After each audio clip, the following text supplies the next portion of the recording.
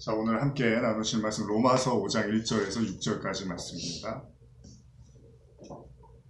로마서 5장 1절에서 6절까지 말씀입니다.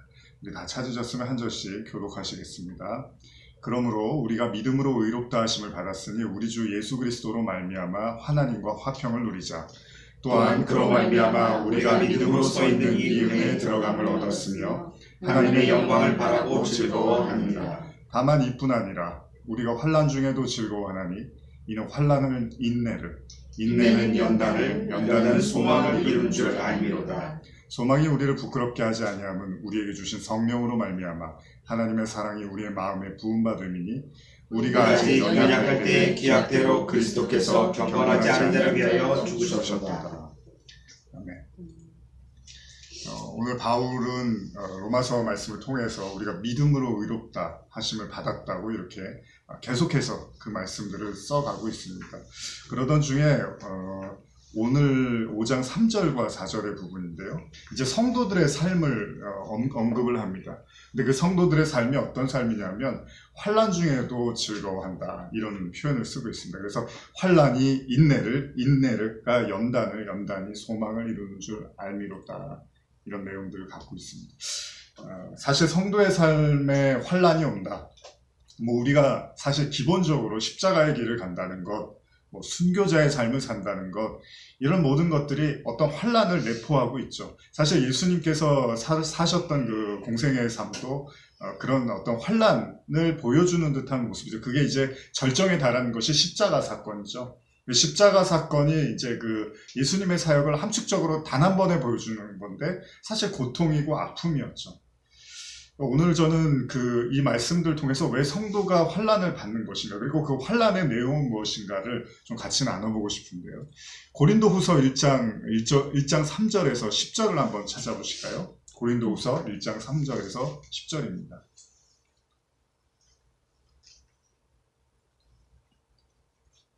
우리 같이 고린도후서 1장 3절에서 10절까지도 한번 같이 교독해 보겠습니다.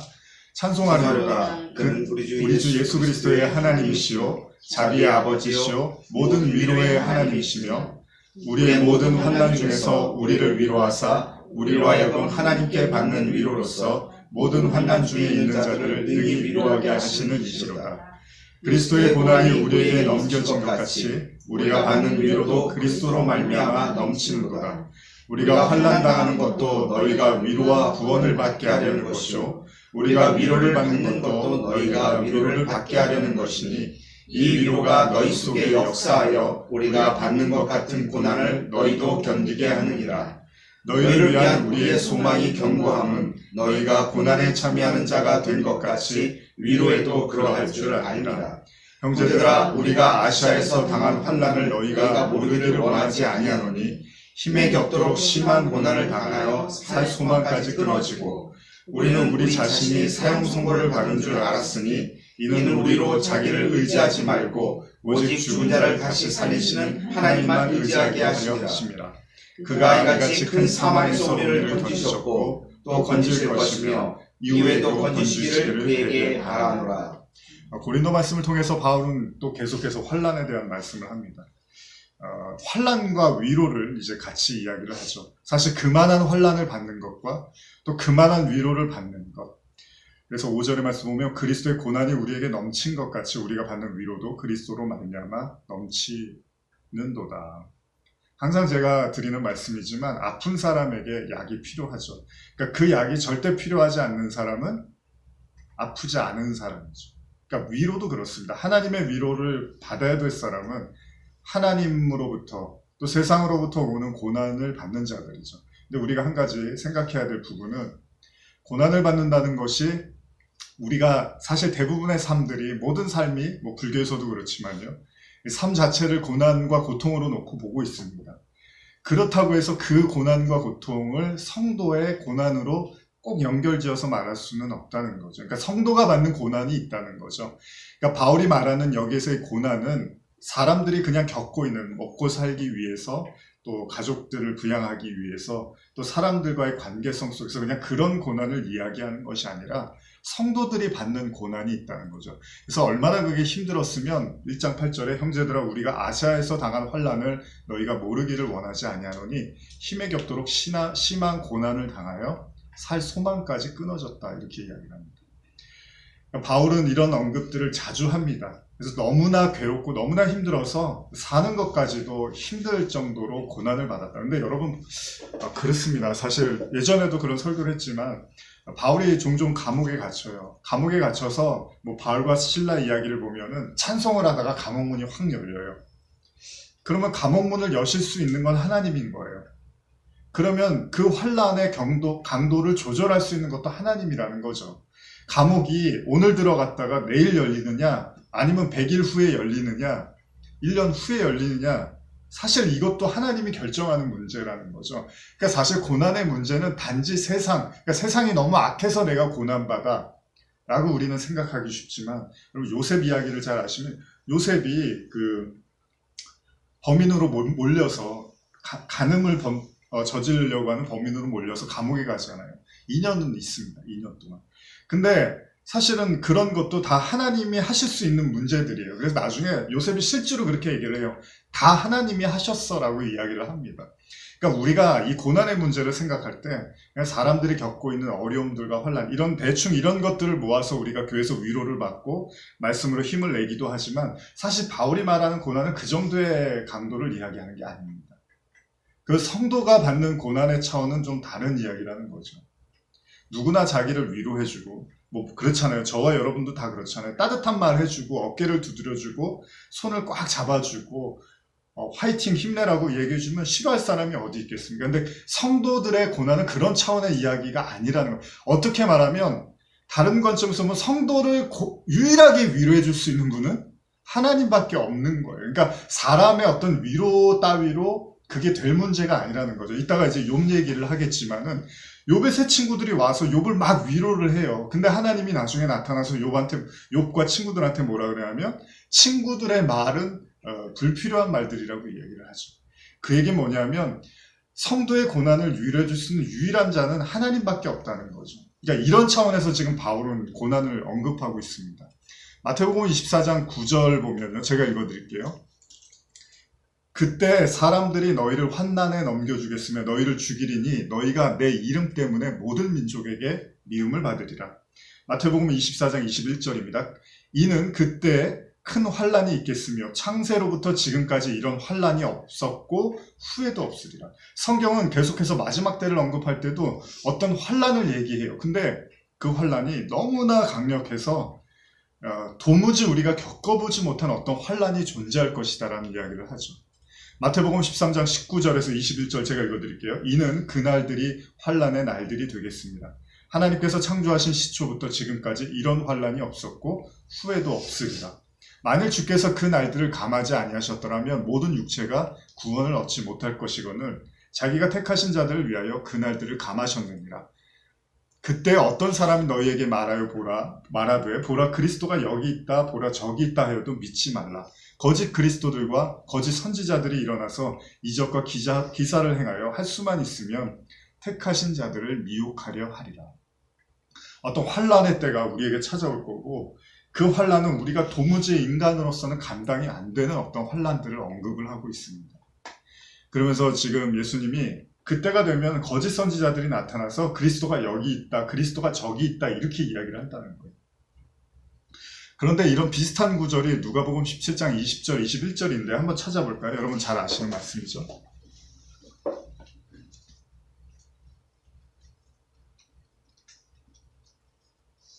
누가복음 17장 20절에서 21절입니다. 같이 읽겠습니다. 시작. 바리새인들이 하나님의 나라가 어느 때에 임하니까 묻거늘 예수께서 대답하여 이르시되 하나님의 나라는 볼 수 있게 임하는 것이 아니요 또 여기 있다 저기 있다고도 못하리니 하나님의 나라는 너희 안에 있느니라. 비슷한 의미죠. 여기 있다 저기 있다 하지 말아라. 하나님 나라는 너희 안에 있다. 이렇게 말씀을 하세요. 이런 비슷한 말씀들이 로마서 8장 10절에서 11절인데 제가 읽어드릴게요. 또 그리스도께서 너희 안에 계시면. 그러니까 마지막 때 그리스도가 여기 있다 저기 있다 하는데 지금 하나님 나라가 너희 안에, 우리 안에 있는 것처럼 그리스도도 지금 너희 안에 있다고 바울이 말해요. 그래서 로마서 8장 10절에 또 그리스도께서 너희 안에 계시면 몸은 죄로 말미암아 죽은 것이나 영은 의로 말미암아 살아있는 것입니다. 예수를 죽은 자 가운데서 살리신 이의 영이 너희 안에 거심. 지금 그리스도의 영, 그리스도 다 우리 안에 있다고 말하는 거예요. 그리스도 예수를 죽은 자 가운데서 살리신 이가 너희 안에 거하시는 그의 영으로 말미암아 너의 죽을 몸도 살리시리니. 이런 구절들은 많이 있죠. 고린도후서 13장 5절인데요. 이것도 제가 읽어드릴게요. 너희는 믿음 안에 있는가 너희 자신을 시험하고 너희 자신을 확증하라. 예수 그리스도께서 너희 안에 계신 줄을 너희가 스스로 알지 못하느냐. 그렇지 않으면 너희는 버림받은 자니라. 그리스도를 여기 있다 저기 있다 하지 말라는 거예요. 그건 우리 안에 있다는 거죠. 믿음, 성도들의 마음, 그 성도들 안에 있다고 이야기를 하는 거죠. 골로새서 1장 24절에서 27절인데요. 이건 저희가 천천히 한번 읽어드릴게요. 나는 이제 너희를 위하여 받는 괴로움을 기뻐하고 그리스도의 남은 고난을 그의 몸된 교회를 위하여 내 육체에 채우노라. 내가 교회의 일꾼 된 것은 하나님이 너희를 위하여 내게 주신 직분을 따라 하나님의 말씀을 이루려 함이니라. 이 비밀은 만세와 만대로부터 감추었던 것인데 이제는 그의 성도들에게 나타났고 하나님이 그들로 하여금 이 비밀의 영광이 이방인 가운데 얼마나 풍성한지를 알게 하려 하심이라. 이 비밀은 너희 안에 계신 그리스도시니 곧 영광의 소망입니다.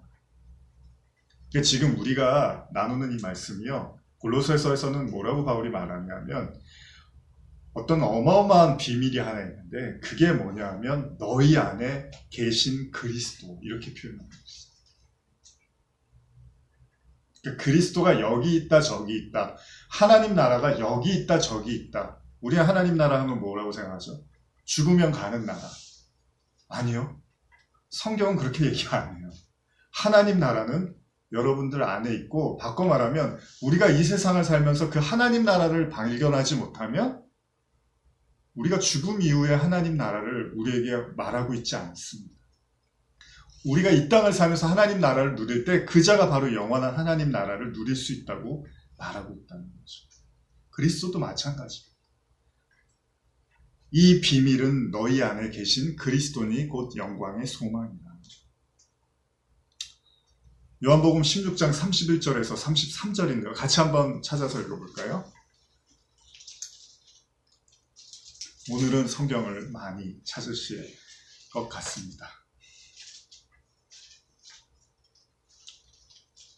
요한복음 16장 31절에서 33절입니다. 교독하시겠습니다. 예수께서 대답하시되 이제는 너희가 믿느냐? 보라, 너희가 다 각각 제 곳으로 흩어지고 나를 혼자 둘 때가 오나니 벌써 왔도다. 그러나 내가 혼자 있는 것이 아니라 아버지께서 나와 함께 계시느니라. 이것을 너희에게 이르는 것은 너희로 내 안에서 평안을 누리게 하려 함이라. 세상에서는 너희가 환난을 당하나 담대하라. 내가 세상을 이기었노라. 왜 자꾸 성경은 우리에게 그 환난과 고통을 언급할까요? 그러니까 그냥 일반적인 삶에서도 우리가 고난을 당합니다. 어려움을 많이 당해요. 근데 성경은 그보다도 더한 강도의 고난을 계속해서 언급을 하고 있다는 겁니다. 예수님이 다 받으셨잖아요. 예수님이 십자가에서 다 받으셨잖아요. 그렇다고 해서 우리에게 그 고난이 없다고 말씀하지 않습니다. 어쩌면 예수님이 받으신 여러분 십자가 하루에 모든 일이 다 끝났습니다. 여러분 고난이 길어지고 고통이 길어지면 그냥 한편으로는 하루에 그냥 다 끝나는 거를 원할 수도 있잖아요. 시간적으로는 짧잖아요. 짧고 굵게. 그러니까 단지 십자가가 아팠어. 채찍이 굉장히 따가웠어. 피를 너무 많이 흘렸어. 성경에 그런 이야기를 고난으로 이야기하지 않겠죠. 우리는 이제 사순절이라든지 뭐 고난주간 이럴 때 얼마나 아프셨을까. 여러분 굉장히 지금도 고통 중에 살아가는 환자들 많습니다. 너무 아파서 정말 그런 약이 아니면 견디기 힘든 사람들 많이 있습니다. 하루 아프신 거잖아요. 성경이 그런 아픔의 강도를 가지고 굉장히 아프셨겠다. 내가 십자가 져야 되는데 대신 많이 아파주셨구나. 이런 차원의 고난을 이야기하는 건 아니겠죠. 오히려 차라리 십자가 지기 전날 제자들 위해서 기도할 때 눈에서 핏물이 나왔다며요. 오히려 이런 게 더 어떤 그 예수님의 아픔을 대변해주는 모습이겠죠. 계시록을 한번 찾아볼까요? 계시록 9장 1절에서 6절까지입니다.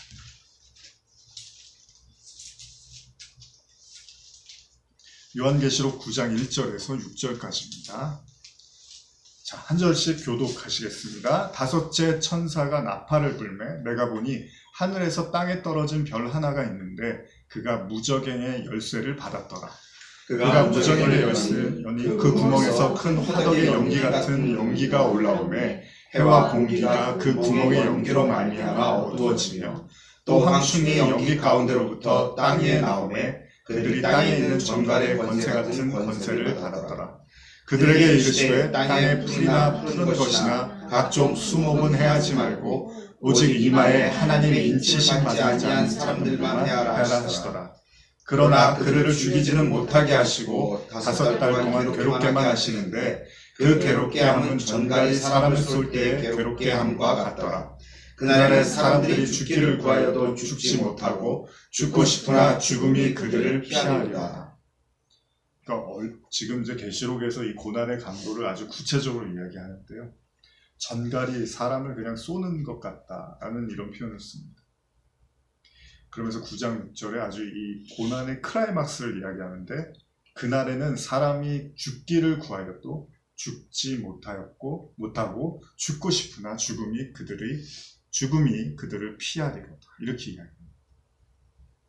제가 현대 우리말 성경을 한 번 더 읽어드릴게요. 5번째 천사가 나팔을 불었습니다. 그때 나는 하늘에서 땅으로 떨어진 별 하나를 보았는데 이 별은 무저갱의 열쇠를 받았습니다.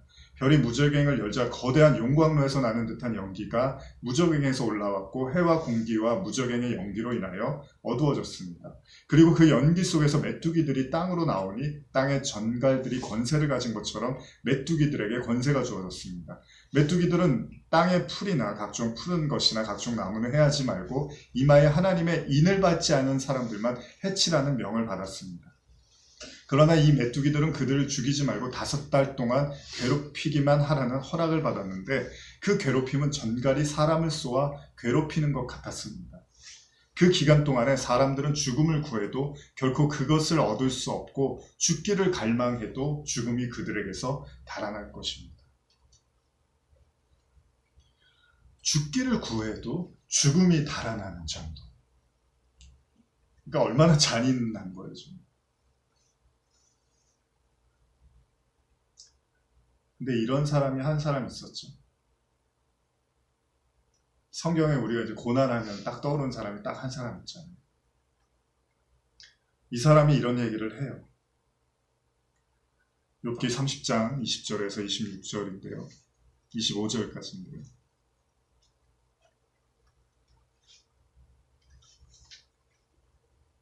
제가 읽어드릴게요. 어찌하여 고난당하는 자에게 빛을 주셨으며 마음이 아픈 자에게 생명을 주셨는고 이러한 자는 죽기를 바라도 오지 아니하니 땅을 파고 숨긴 보배를 찾음보다 죽음을 구하는 것을 더하다가 무덤을 찾아 얻으면 심히 기뻐하고 즐거워하나니 하나님에게 둘러싸여 길이 아득한 사람에게 어찌 빛을 주셨는고 나는 음식 앞에서도 탄식이 나며 내가 앓는 소리는 물이 쏟아지는 소리 같구나. 내가 두려워하는 그것이 내게 임하였고 내가 무서워하는 그것이 내 몸에 미쳤구나. 우리말로 한 번 더 읽어드릴게요. 왜 비참한 사람들에게 빛을 주시고 고통스러워하는 영혼에게 생명을 주시는가? 죽음을 기다리는 사람들이 죽음이 오지 않아 숨겨진 보물을 찾기보다 더욱 간절히 죽음을 찾다가 마침내 무덤에 이르게 되면 기뻐서 어쩔 줄 몰라 하지 않겠는가? 하나님의 울타리에 쌓여 그 인생길이 숨겨진 사람에게 왜 빛을 주시는 것까? 내가 먹기 전에 한숨이 나오고 내 신음이 물처럼 쏟아져 나오는구나. 내가 그토록 두려워하던 것이 내게 닥쳤고 내가 무서워하던 일이 내게 일어났구나. 내게는 평안도 없고 쉼도 없고 조용함도 없고 그저 고난만 와 있구나.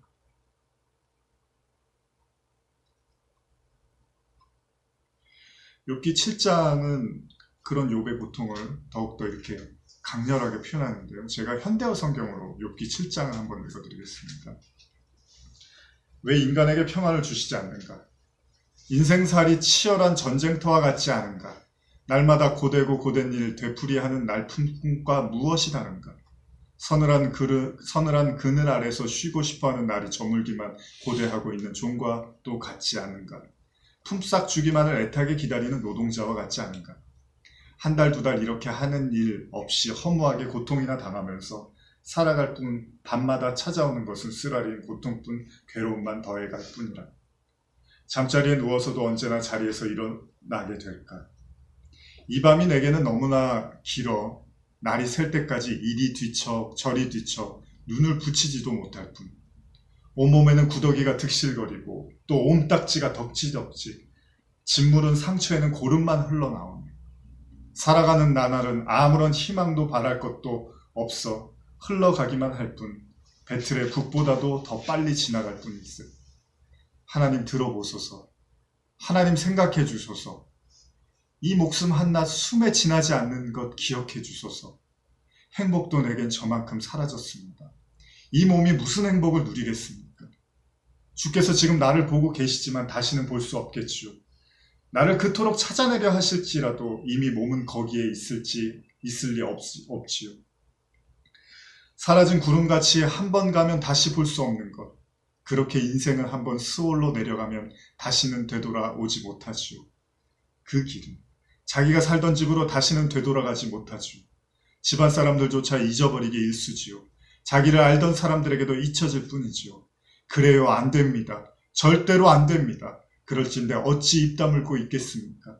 화가 납니다. 화가 치밀어 오릅니다. 너무나 아프고 고통스럽습니다. 이러니 어찌 입 다물고 가만히 있을 수 있겠습니까? 어찌 원망하지 않을 수 있겠습니까? 어찌 불평을 늘어놓지 않을 수 있겠습니까? 이 몸이 바다라도 된다는 말씀입니까? 바다의 괴물쯤이라도 된다는 말씀입니까? 무슨 이유로 보초를 세워 나를 지키십니까? 내가 이 세상을 뒤흔들기라도 할까봐 그러시는 것인가요? 아이고, 잠자리에 누워야 마음이 좀 편하지. 잠이라도 들어야 이 고통이 좀 누그러지겠지. 이렇게 생각하였지만 왜 그리도 꿈자리 사납게 하시는 건가요? 왜 그렇게도 환상을 보이시어 사람을 소스라치게 놀라게 하시나요? 이토록 고통스럽게 살아가느니 죽는 편이 훨씬 낫겠습니다. 질식해 죽을 것만 같으니까요. 정말 지긋지긋합니다. 어찌할 줄 모르겠습니다. 살아가기에 너무나 지쳤습니다. 차라리 혼자 있게 놔주십시오. 이 목숨 겨우 한숨이 아니던가요? 사람이 무엇이길래 주께서는 그렇게도 높이시나요? 그토록 관심을 가지고 지켜보시는가요? 아침마다 그렇게 돌아보시나요? 시시때때로 시험해 보시는 건가요? 주께서는 언제까지 나를 지켜보시렵니까? 침 삼킬 동안까지라도 그렇게 지켜보실 작정입니까? 사람을 끊임없이 감시하시는 이유. 내가 그릇된 일을 하였다고 해서 주께 무슨 해라도 돌아가나요? 무슨 손해라도 끼친다는 말씀인가요? 어찌하여 나를 관역으로 삼으셨습니까? 도대체 무슨 쓸모가 있다고 그러십니까? 왜 그렇게 나를 짐스러워 하십니까? 그러실 필요까지 과연 있는 건가요? 어찌하여 주께서는 허물을 용서하지 아니하시나요? 어찌하여 내가 저지른 그릇된 일을 눈감아주지 아니하시나요? 이제 이것은 무덤 속으로 들어가렵니다. 먼지 속에 죽어가렵니다. 그럴 수밖에 더 있겠습니까? 주께서 봐주지 아니하시나니 주께서 찾아내려 하실지라도 이 몸은 거기 없을 것입니다.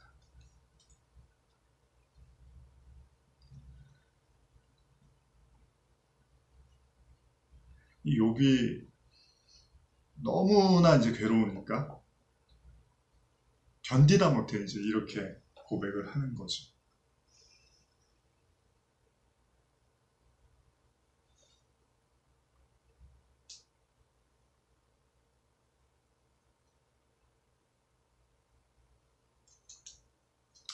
그래서 욥기 7장 16절에 이제 그 개역개정에는 이렇게 표현되어 있습니다. 내가 생명을 싫어하고 영원히 살기를 원하지 아니하오니 나를 놓으소서. 내 날은 헛것이니라. 그러니까 여기에서 이제 욥이 영원히 사는 거, 구원, 그러니까 아무것도 필요 없습니다. 그냥 나를 좀 그냥 이렇게 내버려 두십시오.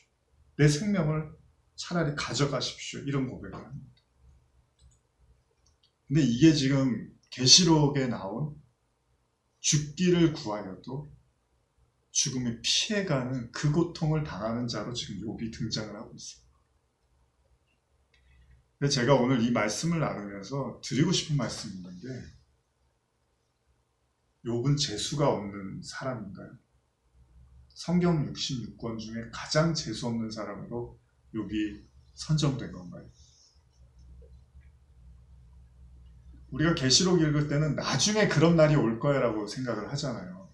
근데 이미 그런 일을 다 겪은 사람이 있었어. 오늘날 저는 성도들한테 말씀드리고 싶은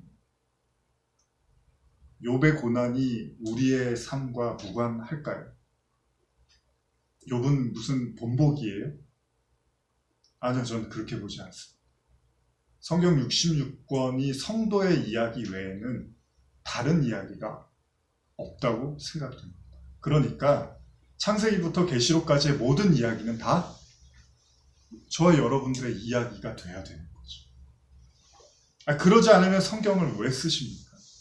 야, 봐라, 욥같이 참 저놈은 내가 저렇게까지 내가 한번 해봤어. 근데 너희들은 그렇게는 안 할 거야. 그렇게 쓴 거예요, 욥기가? 그건 아니잖아요. 그러니까 우리 모두의 이야기인 거죠. 그러니까 계시록 얘기하면서 나중에 그런 날이 올 거니까 대비하세요? 이런 생각 하지 마세요. 여러분과 제 삶에서 다 일어나는 일들입니다. 욥이 그랬던 거죠. 근데 욥만 그랬나요? 잘 아시는 또 요나가 있죠. 4장 7절에서 8절 같이 읽어볼까요? 요나서 4장 7절에서 8절입니다.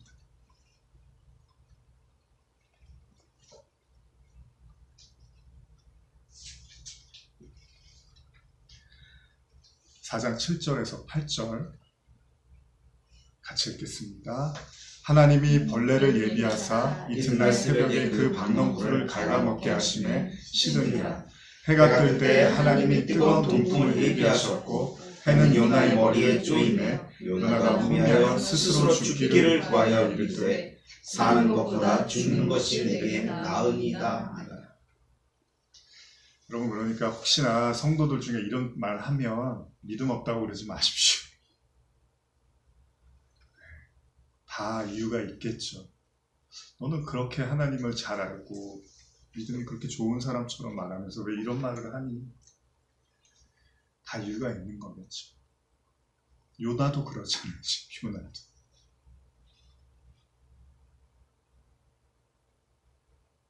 근데 하나님 뭐라고 하시냐면 9절에서 11절인데요. 한 절씩 교독해 보겠습니다. 하나님이 요나에게 이르시되 내가 이 박넝쿨로 말미암아 성내는 것이 어찌 옳으냐 하시니 그가 대답하되 내가 성내어 죽기까지 할지라도 옳으니이다 하니라. 여호와께서 이르시되 내가 수고도 아니하였고 재배도 아니하였고 하룻밤에 났다가 하룻밤에 말라버린 이 박넝쿨을 아꼈거늘 하물며 이 큰 성읍 니느웨에는 좌우를 분별하지 못하는 자가 12만여 명이요 가축도 많이 있나니 내가 어찌 아끼지 아니하겠느냐 하시니. 그러니까 요나의 고통은 어디에서 오는 걸까요? 그러니까 사실 오늘 말씀을 이제 쭉 같이 나누겠지만 인간의 고난은 어디서 오는 걸까? 요나가 지금 누구 때문에 힘들어하냐면요, 니느웨이 사람 때문에 힘들어하는 게 아닙니다. 니느웨이 하고는 잘 됐어요. 일이 잘 풀렸어요. 하나님이 용서해 주라고 했더니 가서 용서를 선포했더니 회개하고 죄를 쓰고 하나님께 나왔습니다. 그것 때문에 요나가 지금 힘든 게 아닙니다. 그러니까 우리는 고난의 원인을 외부에서 찾아요. 주변 환경이라든지 경제적인 상황이라든지 인간관계라든지 자존심이라든지 어떤 이런 것들로 우리는 고난의 요소를 찾습니다. 그리고 이런 것들이 나를 힘들게 한다고 여기는데 지금 요나가 힘든 건 하나님입니다. 사실 욥기도 그래요. 욥이 힘든 건 하나님 때문에 힘든 거예요. 그렇잖아요. 마귀도 보내고 가족들도 다 몰살시키고 재산도 다 가져가고 지금 욥이 괴로운 건 하나님 때문에 괴로운 거예요. 왜요? 왜 나한테 이렇게 하시냐는 거예요. 그러면서 욥의 가장 간절한 외침, 내가 뭘 잘못했습니까?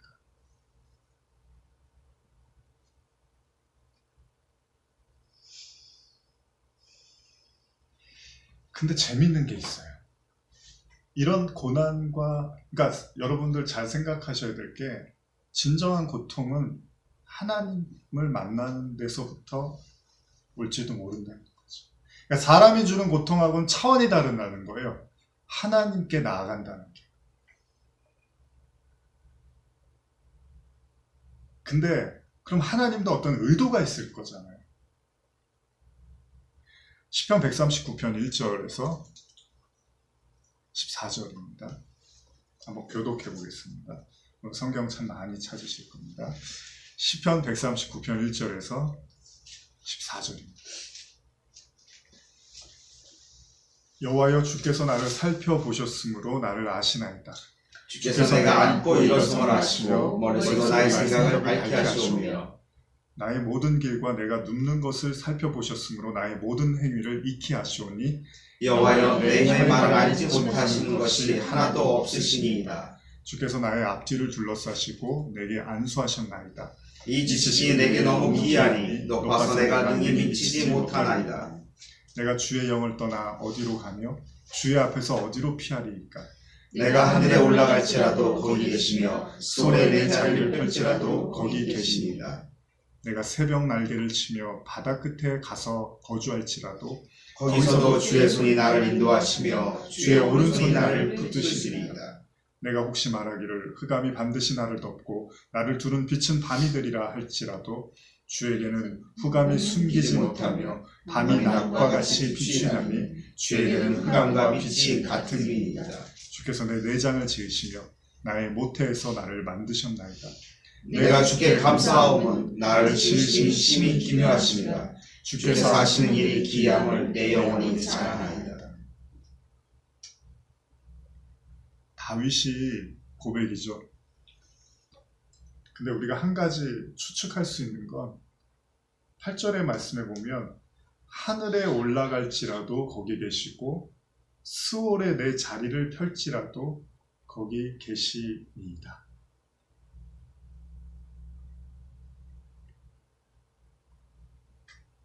이 고백을 한다는 것은 하늘에도 올라가고 스올에도 자리를 펴봤다는 이야기죠. 그러니까 스올에도 자리를 펴본 자만이 거기에도 하나님이 계십니다 라고 말할 수 있겠죠. 그러면서 이런 고백을 해요. 주에게는 흑암이 숨기지 못하며 밤이 낮과 같이 비추나니 주에게는 흑암과 빛이 같음입니다. 뭐 이런 의미로 한번 이해해 보실 수 있겠죠. 여러분들이 자녀를 막 저주를 해요. 그 앞에서. 너 이런 식으로 공부하고 이런 식으로 행동하면 넌 나중에 뭐가 되려고 너는 진짜 막 그러면서 저주를 퍼부어요. 근데 그 자녀가 부모가 됐을 때 아는 거예요. 내 부모의 입에서 나왔던 축복과 저주는 같은 이니다.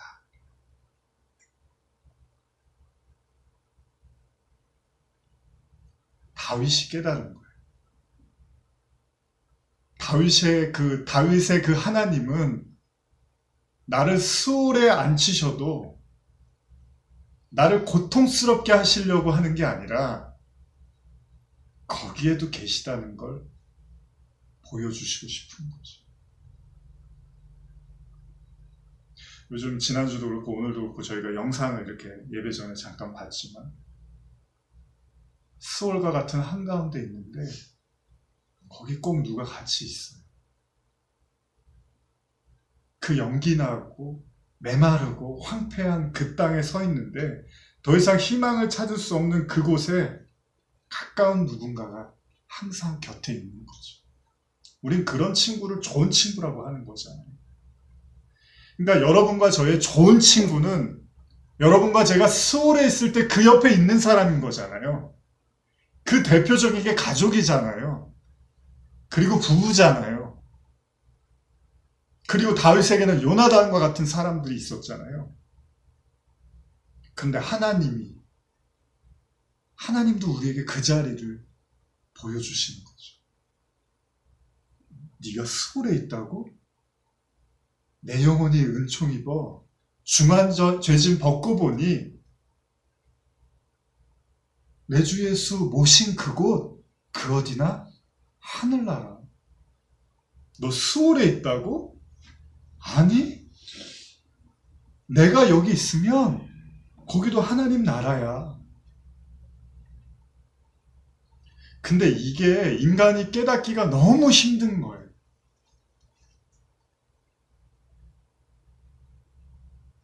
다윗이 이렇게 고백을 하는 거예요. 14절 다시 한번 읽어볼까요? 139편 14절. 내가 주께 감사함은 나를 지으심이 심히 기묘하십니다. 주께서 하시는 일이 기이함을 내 영혼이 잘 아십니다. 이게 굉장히 신비로운 일이구나. 다윗이 느끼는 거예요. 이게 굉장히 힘들었는데 지금 보니까 이게 시편을 쓰는 거예요. 그래서 이게 그렇게 다시는 돌아가고 싶지 않은 시간이었는데, 다시는 쳐다보고 싶지 않은 시간이었는데, 이게 지나고 보니까 이게 기이하구나. 시편 23편 4절에서 6절입니다. 제가 읽어드릴게요.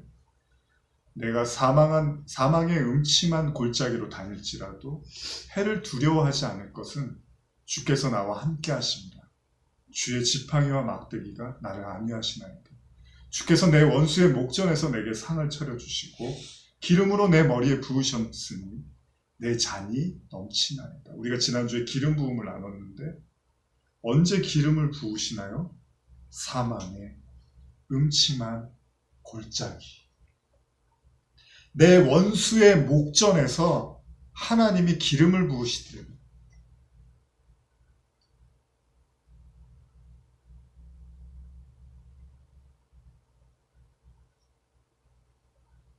시편 16편 10절. 이는 주께서 내 영혼을 스올에 버리지 아니하시며 주의 거룩한 자를 멸망시키지 않을 것입니다. 시편 30편 3절. 여호와여 주께서 내 영혼을 스올에서 끌어내어 나를 살리사 무덤으로 내려가지 아니하게 하셨나이다. 시편 49편 15절. 그러나 하나님은 나를 영접하시리니 이러므로 내 영혼을 스올의 권세에서 건져내시리로다. 시편 86편 13절. 이는 내게 행하신 주의 인자하심이 크사 내 영혼을 깊은 스올에서 건지셨습니다. 창세기에서 바로왕이 야곱을 만나죠. 요셉에 의해서 이제 요셉이 총리가 되고 야곱 아버지를 데리고 와요. 그러면서 야곱의 인생을 묻죠. 어떻게 사셨습니까? 라고 묻습니다. 야곱이 말하죠. 바로 스올과 같은 삶이었다. 여러분, 스올이 나쁜 걸까요?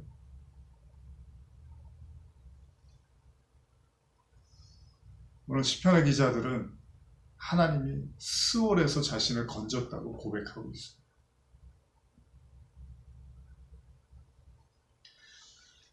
시편 119편 71절에서 73절인데요. 이건 같이 읽어볼까요?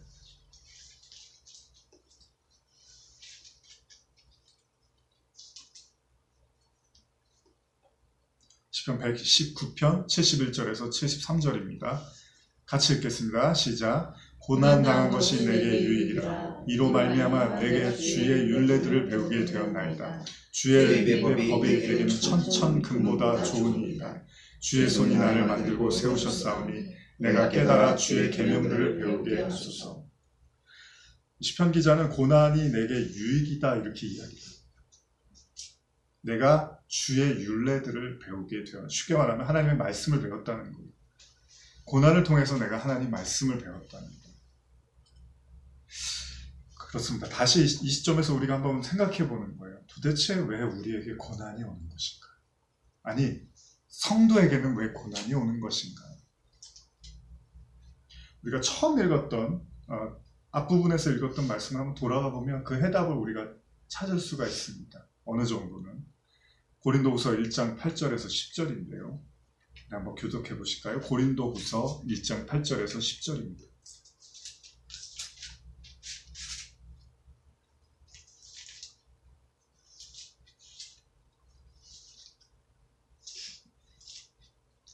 교독하시겠습니다. 형제들아, 우리가 아시아에서 당한 환난을 너희가 모르기를 원하지 아니하노니 힘에 겹도록 심한 고난을 당하여 살 소망까지 끊어지고 우리는 우리 자신이 사형 선고를 받은 줄 알았으니 이는 우리로 자기를 의지하지 말고 오직 죽은 자를 다시 살리신 하나님만 의지하게 하십니다. 그가 이같이 큰 사망에서 우리를 건지셨고 또 건지실 것이며 이후에도 건지시기를 그에게 바라노라. 9절의 말씀에 보면 우리가 넌지시 그 해답을 찾을 수 있는데 바울이 이렇게 말합니다. 우리가 사형 선고를 받은 줄 알았는데 그 이유가 뭐냐면 이는 우리로 자기를 의지하지 말고 오직 죽은 자를 다시 살리시는 하나님만 의지하게 하려 하십니다. 이것도 사실 와닿지는 않습니다. 예를 들면 욥기 이야기를 이야기해 보면요, 욥이 모든 걸 다 잃었어요. 근데 욥이 모든 걸 다 잃다 보니까 하나님을 더 이상 믿을 수가 없어요. 왜냐하면 하나님은 나를 방어해주고 나를 지켜주고 내 재산과 내 가족을 보호해주는 하나님으로 알고 있는데 모든 걸 다 잃어버린 욥에게 하나님은 의미가, 가치가 없어지는 거예요. 아니, 좀 심하게 말하면 그 정도가 아니라 내 대적자예요, 거의 하나님이 지금. 왜냐하면 다 가져갔는데도 하나님이 그걸 내버려 두셨으니까. 근데 이걸 쉽게 표현하면 이렇게도 이야기할 수 있어요. 욥은 자신의 축복을 믿고 있는 걸까요? 아니면 하나님을 믿고 있는 걸까요? 라고 하면 사실 욥이 무너지는 이유는 자신의 부와 자신의 가정과 자신의 행복과 안위가 깨어졌으니까 욥이 괴로운 건 그거잖아요. 그러면 욥은 사실은 하나님보다는 그것들이 더 중요했던 거잖아요. 그러니까 그 모든 걸 앗아가고 그 모든 것을 뺏어갈 때 방조하고 그냥 쳐다보고 있는 하나님을 더 이상 믿을 수가 없는 거잖아요. 자, 그럼 여러분에게 질문하는 거예요. 여러분들은 왜 하나님을 믿죠? 아니, 오늘날 많은 그리스도인들은 왜 하나님을 믿는 거죠? 우리도 욥과 같지 않나요? 하나님은 내 가정을 지켜주고 내 재산을 보호해주고 그리고 내 행복을 구축해주는 분. 근데 그게 무너졌을 때 욥의 반응은 도저히 하나님이 이해가 안 가는 거예요. 자, 하나님은 왜 그렇게 하셨을까요? 아, 이런 게 어딨어요. 인생을 하나를 잡아갖고. 이렇게 하면 안 되잖아요, 하나님. 근데 지금 바울이 뭐라고 하냐면 우리로 자기를 의지하지 말고 오직 죽은 자를 다시 살리시는 하나님만 의지하게 하려 하심이라라고 착한 대답을 하고 있어요. 제가 고난당하고 있는데 주님은 우리를 의지하지 말고 자신을 의지하라고 나에게 이 환난을 주셔 라고 이야기할 수 있는 사람이 몇이나 되겠냐는 거예요. 고난의 이유가 뭐냐는 거예요, 도대체.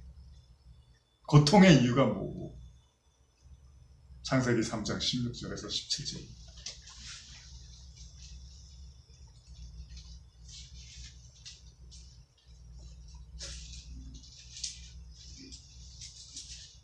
달달 외우시는 분들 계시죠? 같이 읽겠습니다. 시작. 또 여자에게 이르시되 내가 내게 임신하는 고통을 크게 더하리니 내가 수고하고 자식을 낳을 것이며 너는 남편을 원하고 남편은 너를 다스릴 것이니라 하시고 아담에게 이르시되 내가 내 아내의 말을 듣고 내가 내게 먹지 말라 한 나무의 열매를 먹었은즉 땅은 너로 말미암아 저주를 받고 너는 내 평생 수고하여야 그 소산을 먹으리라.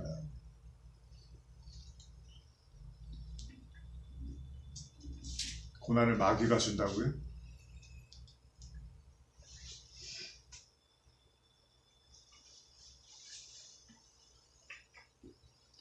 처음부터 다 얘기된 거죠, 이건.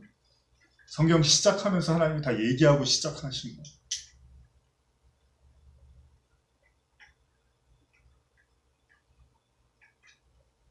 그러니까 우리는 고난이 오면 다른 생각들을 하기가 쉽습니다. 내가 뭘 잘못했나? 내가 무슨 문제를 갖고 있나? 내가 기도를 안 했나? 말씀을 게을리 봤나? 예배를 소홀히 했나?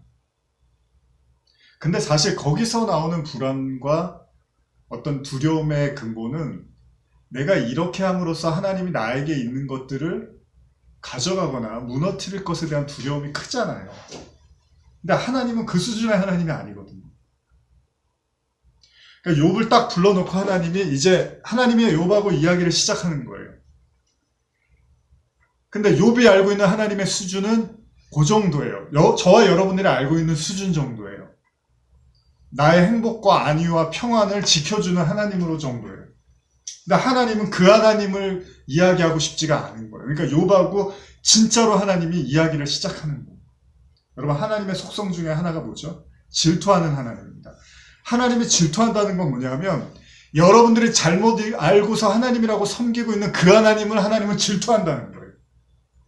그래서 여러분들이 잘못 알고 있는 아주 저차원적인 수준의 하나님이 쫓아가서 그걸 다 깨버리고 자신이 그 자리에 들어앉겠다는 거거든요. 그래서 하나님이 욥하고 시작하는 거예요. 근데 욥이 알고 있는 하나님의 수준이 딱 세상이 좋아할 만한 그 하나님의 수준이다 보니까 친구들이 와서 욥에게도 똑같은 얘기를 해요. 몇 가지 안 됩니다. 네가 죄를 져서 그래. 네가 뭐가 잘못이 있어서 이 고통을 당하는 거야. 근데 하나님이 나중에 그 말 옳지 않다고 이야기를 한단 말이죠. 그럼 여러분, 성도들이 당하는 고난의 더 깊은 본질로 들어가 보면 여러분, 연애를 한다거나 결혼을 하거나 이런 아니면 친구 관계에서나 우리가 한 가지 시간이 지나면서 알게 되는 게 있어요. 그 사람과의 관계가 깊어지면 깊어질수록 사랑도 돈독해지고 정도 돈독해지지만 그 사람의 매우 어두움과 약함과 악함도 보게 된다는 거죠.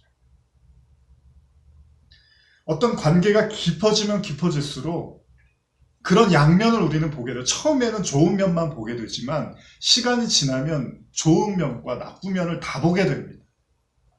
이게 참 재밌는 게 여러분들이 하나님을 지금 예를 들면 대부분의 성도들은 좋은 면만 보려고 해요. 그리고 하나님의 나쁜 면을 보지 않으려고 해요. 근데 하나님의 나쁜 면이 정말 있습니까? 아니요. 하나님은 나쁜 면이 없어요. 여러분들이 만든 하나님은 좋은 면과 나쁜 면을 갖고 있어요. 그래서 여러분들이 좋은 면을 추구하는 하나님이 있지만 그것을 하지 않았을 때 하나님이 나를 이렇게 할 거야 라고 하는 그 불안의 요소에 그 나쁜 하나님도 존재하지만 사실 하나님은 선하세요. 그래서 다윗도 요나도 욥도 스올의 깊은 곳까지 가야지만 하나님이 어둠이 없다는 걸 알게 돼요. 어둠은 누가 갖고 있죠? 저와 여러분만 갖고 있는 거예요. 그래서 창세기 1장에 이 세상이 혼돈과 공허와 흑암뿐이라고 하는 거죠. 여러분, 우리가 진짜 그 깊은 하나님 깊은 곳으로 들어가야지만 하나님은 어둠이 없고 어둠은 나밖에 없구나 라고 아는 거죠. 근데 이게 힘듭니다. 왜요? 여러분들이 여러분과 가까운 사람의 어둠 볼 때 힘들잖아요. 여러분, 어떤 사람이 막 병원에서 말기 그런 환자들 보고 있으면 굉장히 괴롭잖아요. 마찬가지예요. 우리가 하나님께 깊이 들어가면 저와 여러분들의 어두움을 보게 돼요. 그걸 우리가 견디기가 쉽지가 않다는 거예요. 근데 그 스올의 한가운데서 하나님의 빛이 비추기 시작하면 그때 사는 거죠. 아, 주님한테는 흑암이나 빛이나 같은 거구나. 하나님이 내 어둠 가지고 더 이상 심판하시는 분이 아니었구나. 하나님이 내 그 행위나 그 어둠이나 내 유한한 어떤 그 한계성 가지고 뭐라고 하시는 분이 아니구나. 아, 욥이 하나님 원망했다고 하나님 욥 죽이세요 나타나서?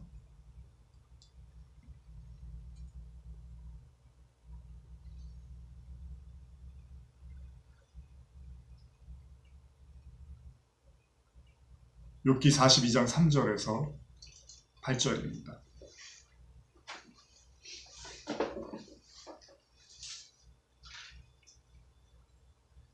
욥기 42장 3절에서 8절.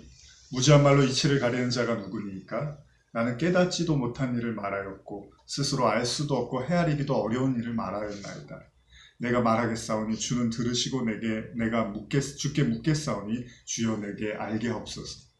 내가 주께 대하여 귀로 듣기만 하였사오나 이제 눈으로 주를 배움나이다. 그러므로 내가 스스로 거두어드리고 티끌과 재 가운데서 회개하나이다.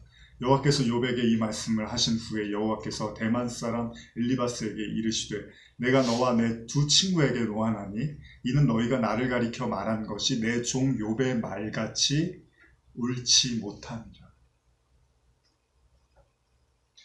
여러분, 하나님의 가장 중요한 목적이 여기 드러나는데 그게 뭐냐면 이 세상 사람들이 다 하나님을 말하고 있는데요. 하나님이 들었을 때는 그게 옳지 못하다는 거예요. 하나님이 이래요. 하나님은 저래요. 막 모든 사람들이 다 하나님을 얘기하고 하나님의 은혜를 얘기하고 모든 축복을 얘기하는데 하나님이 듣고 있으니까 옳지 못하다는 거예요. 여러분, 하나님이 자신이 구원해야 될 백성이 하나님을 잘못 알고 있는데 어떻게 그 사람을 영원한 세상으로 구원하시겠습니까? 그래서 성경이 여호와를 아는 지식이 가장 중요하다고 말하는 거예요. 근데 사람들은 하나님에 대한 지식을 알고 싶어 하지 않아요. 우리가 중요하고 우리를 의지하니까, 자기를 의지하니까 하나님을 알고 싶잖아요. 하나님은 내 방패막이가 되어주는 분이지 하나님의 인격이라든지 하나님의 존재나 이런 거에 관심 없단 말이죠. 근데 심판은 어디서 나오는 줄 아십니까? 네가 하나님을 잘못 알고 있어? 그럼 넌 심판이야. 이게 심판이라는 거예요. 성경에서 말하는 심판.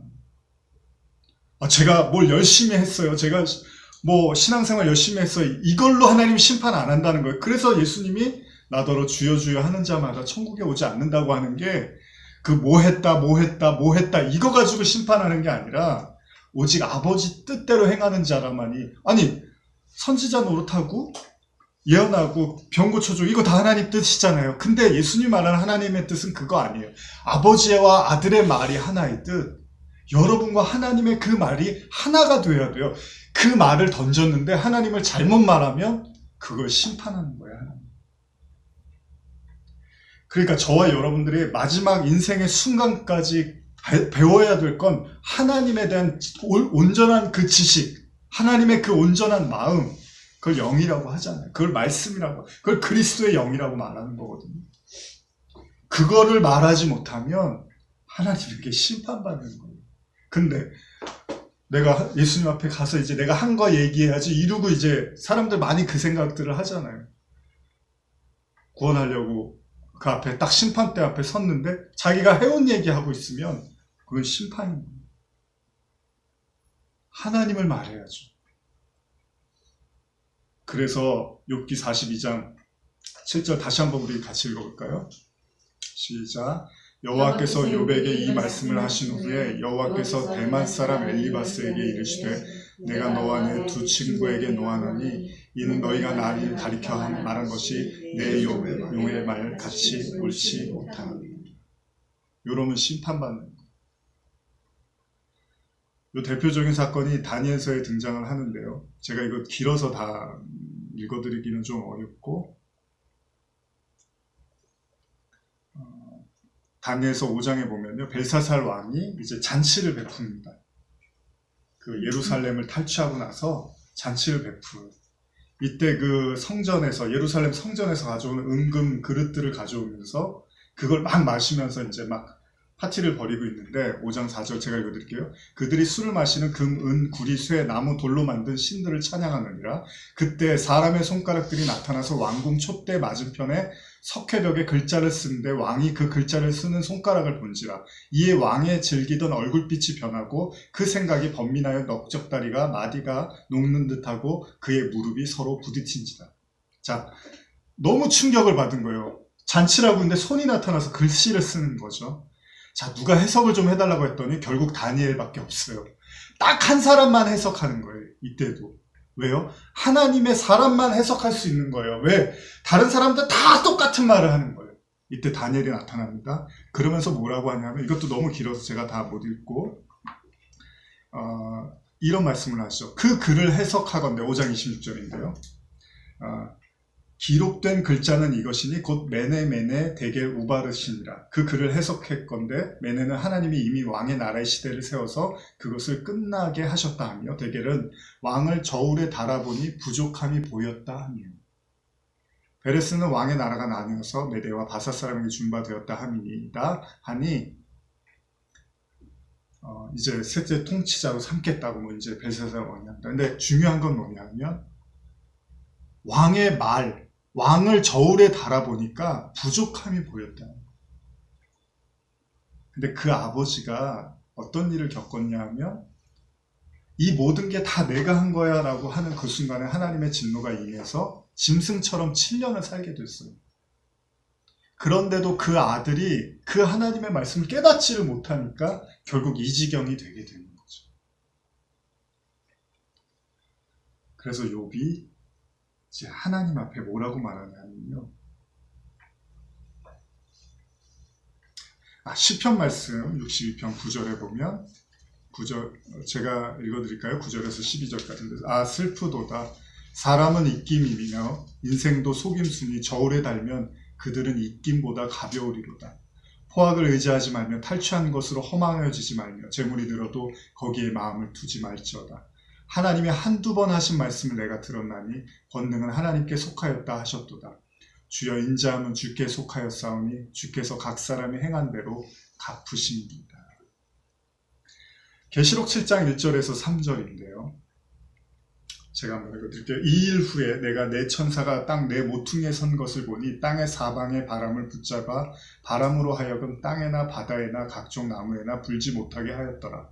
또 몸에 다른 천사가 살아계신 하나님의 인을 가지고 해 돋는 데로부터 올라와서 땅과 바다를 해롭게 할 권세를 받은 내 천사를 향하여 큰 소리로 외쳐 이르되 우리가 하나님의 종들의 이마에 인치기까지 땅이나 바다나 나무들을 해하지 말라 하더라. 여러분, 하나님이 우리를 인치신대요. 이 땅을 사는 동안에. 그래서 해가 뜨고 뭐 이렇게 성경에 그런 어떤 여러 가지 모습들이 나타납니다. 여러분, 하나님이 우리를 인치신대요. 근데 아까 시편 23편 보니까 사망의 음침한 그늘, 나를 죽이려고 하는 그 원수의 앞에서 하나님이 내게 기름을 부으시더라는 거예요. 여러분, 예수님이 모든 걸 이루었다라고 말씀하실 때가 언제였죠? 십자가에서 죽기 직전이었습니다. 무슨 말이냐면 스올의 끝에서 하나님의 일이 완성되더라는 거예요. 여러분, 성도의 삶은 그 깊은 스올과 같은 시면으로 내려가는 시간입니다. 그런데 놀라운 건 거기서 신앙이 완성되더라는 거예요. 욥의 신앙의 완성은 바로 그 스올의 끝에 있었어요. 저와 여러분도, 여러분 성도가 고난받는 건 너무나 당연한 일입니다. 그러나 그 고난이 세상 사람들이 당하는 그런 고난이 아닙니다. 성도가 당하는 고난. 오직 그 사람만 아는, 그 하나님을 알아가기 위한, 아까 반지의 제안처럼 정말 하나님과 나만 알는, 아니 다른 사람들은 도저히 이해할 수 없는, 욥의 친구들이 왔지만 아무도 욥을 해소시켜주지 못하는. 그러니까 여러분, 그 시면의 깊은 곳에서 고난받는 자들이 여기 계시다면요, 사람들 너무 미워하지 마십시오. 어차피 위로가 안 돼요. 그러나 위로하려고 하는 사람들을 그래도 좀 이렇게 인정해 주시고, 여러분도 그렇잖아요. 위로 안 되는 때가 있잖아요. 아무리 와도 아무 얘기도 안 들리잖아요. 그 사람은 지금 하나님밖에는 방법이 없는 거예요. 그게 성경 얘기가 그래요. 그래서 우리 모두는 좀 다 혼자고, 자기 십자가는 자기가 져야 되는 거죠. 근데 예수님이 십자가 지다가 막 힘들어서 넘어질 때 그래도 도와주는 사람이 있잖아요. 반지의정에서 반지를 들고 가기가 너무 힘들어서 더 이상 일어날 힘이 없을 때 그래도 업어주는 친구가 있잖아요. 하나님은 또 오늘 우리를 그렇게 그 길을 계속 가게 하시는 거죠. 그러니까 하나님이 다 하시는 거예요. 북도 치고 장구도 치고. 왜요? 이 세상은 하나님이 통치하시니까. 그래서 시편에서 나중에 그걸 깨달은 자들이 여호와를 찬송할지어다. 모든 만물을 다스리시는 하나님, 이 고백을 하게 되는 거죠. 이 세상은 하나님 아니고는 다스리는 어떤 존재도 그렇게 할 수 없는 거구나. 내 인생의 A부터 Z까지는, 1에서부터 100까지는 다 하나님이 하신 거구나. 요셉의 고백이었잖아요. 형들 미안해하지 마세요. 하나님이 하신 거예요. 형들이 그렇게 한 게 아니에요. 하나님이 하신 거예요. 계시록 9장, 계시록 7장 9절에서 17절 같이 읽겠습니다. 교독하시겠습니다. 계시록 7장 9절에서 17절입니다. 한 절씩 교독하시겠습니다.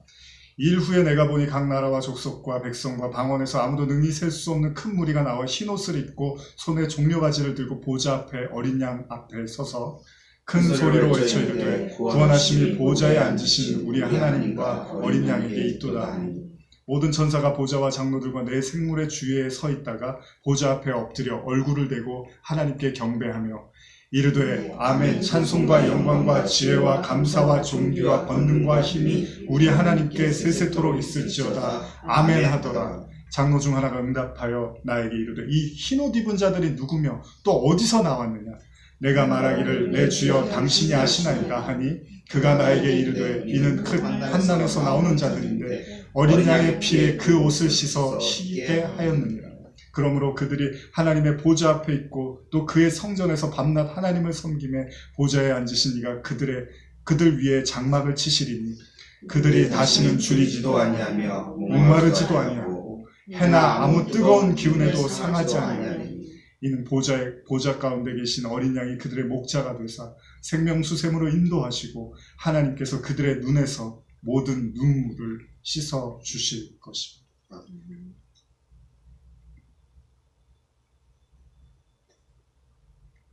제가 베드로 전서 1장 6절에서 10절을 현대어 성경을 읽어드리고 이제 말씀을 마무리하려고 합니다. 그러므로 진심으로 기뻐하십시오. 이 세상에서는 잠시 동안 여러 가지 시련으로 괴로움을 당하겠지만 앞에는 영원한 즐거움이 기다리고 있습니다. 이러한 시련은 여러분의 믿음이 얼마나 강하고 순수한 것인가를 보고자 하는 시험에 불과합니다. 마치 금이 불에 정연되어 순금으로 만들어지는 과정처럼 말입니다.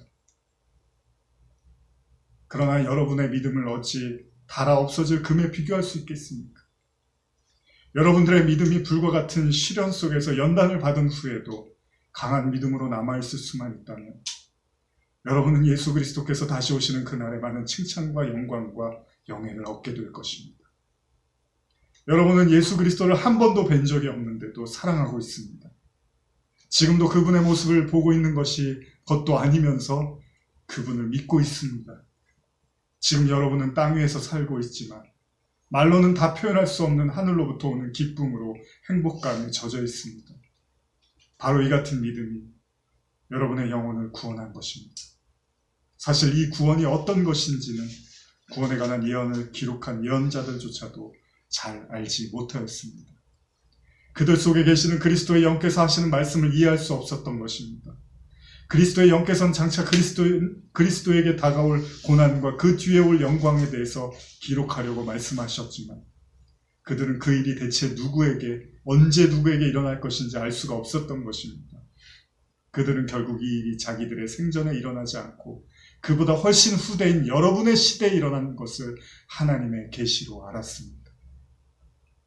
이 기쁜 소식은 하늘에서 보내심을 받은 성령의 능력에 의해서 여러분에게 분명하게 전해졌습니다. 이 놀라운 소식은 하늘의 천사들까지 알려고 애썼던 것입니다. 기도하시겠습니다. 하나님 아버지, 내가 주께 감사함. 날 지으신 이가 너무 기묘하여 하나님의 그 무한하고도 영원한 그 사랑이 너무나 깊고도 너무나 큼을 고백하기를 원합니다. 오늘 이 자리에 또 이 말씀을 듣는 모든 성도들 가운데 내가 주를 귀로만 들었사오나 이제 눈으로 배움나이다. 성도들의 믿음의 고백이 되게 하여 주시옵소서. 예수님의 이름으로 기도드립니다. 아멘.